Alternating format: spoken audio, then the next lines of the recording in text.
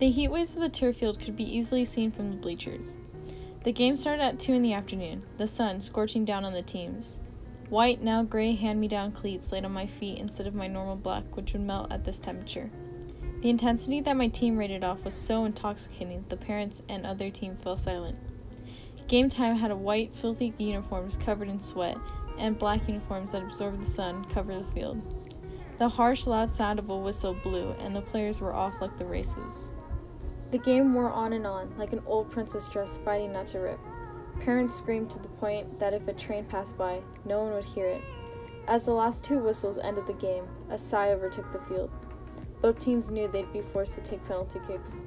Side by side, my teammates lined up, a sickening tight feeling wrapped around in our stomachs. This was it. With each goal scored, screams and claps of excitement filled the air. With each miss, tears from the kicker would fall quickly and disintegrate at the touch of the turf. Sudden death was upon us as we were still tied. The other team made their shot, and it was all up to our injured player to score after a horrendous decision.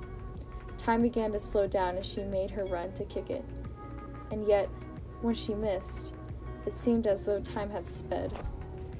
Dread, sadness, and disappointment fled over the team at the end. We had lost. One of my teammates who missed her kick started to cry. Everyone rushed over to hug her, but she stayed still. Losing wasn't something we were unfamiliar with, but we were so close to the finish line. We had sweat out a whole bathtub filled with water. The smell of defeat reeked the air as we stepped off the field.